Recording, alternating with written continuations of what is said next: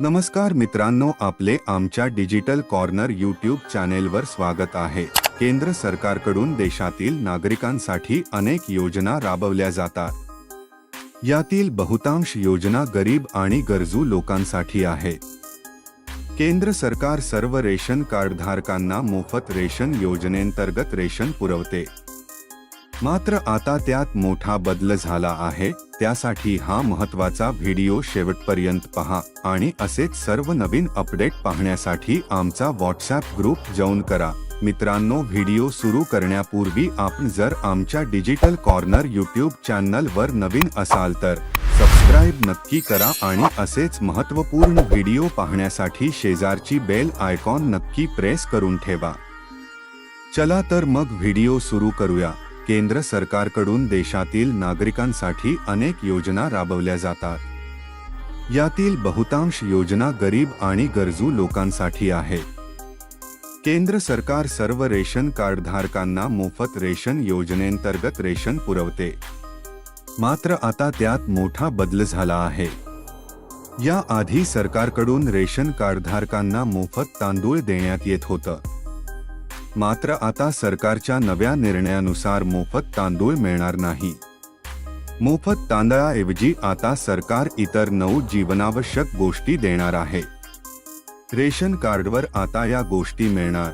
केंद्र सरकारच्या मोफत रेशन योजनेअंतर्गत जवळपास 90 कोटी लोकांना मोफत रेशन दिले जाते। यामध्ये लोकांना पूर्वी मोफत तांदूळ दिला जात होता। मात्र आता सरकारच्या नव्या निर्णयामुळे मोफत तांदूळ मिळणे बंद होणार आहे। त्या व्यतिरिक्त गहू, डाळी, हरभरा, साखर, मीठ, मोहरीचे तेल, मैदा, सोयाबीन आणि मसाले यांचा समावेश आहे। लोकांचे आरोग्य सुधारण्यासाठी आणि त्यांच्या आहारातील पोषणाची पातळी वाढवण्यासाठी सरकारने हा निर्णय घेतला आहे। यामुळे लोकांचे जीवनमानही सुधारेल अशी सरकारला आशा आहे। रेशन कार्ड कसे काढणार?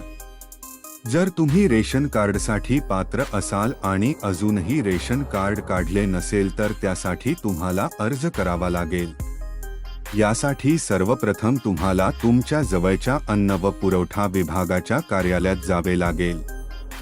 तसेच अन्न विभागाच्या अधिकृत वेबसाईटवरून देखील अर्ज डाउनलोड करू शकता। तुम्हाला अर्जामध्ये विचारलेली सर्व माहिती योग्यरित्या प्रविष्ट करावी लागेल। यासोबतच तुमच्याकडून संबंधित कागदपत्रे मागितली गेली असतील तेही अर्जासोबत जोडावे लागेल। यानंतर तुम्हाला तुमचा अर्ज आणि संबंधित कागदपत्रे घेऊन तुमच्या जवळच्या रेशनिंग कार्यालयात जमा करावी लागतील। संबंधित अधिकारी तुम्ही दिलेल्या माहितीची आणि तुमच्या अर्जाची पडताळणी करेल। त्यानंतर तो त्यावर पुढील प्रक्रिया करेल। पडताळणी प्रक्रिया पूर्ण झाल्यानंतर तुमचे रेशन कार्ड तयार होईल आणि त्यावर तुम्हाला मोफत रेशन मिळू शकणार आहे। अशा प्रकारे हा रेशन योजनेमध्ये मोठा बदल झाला आहे।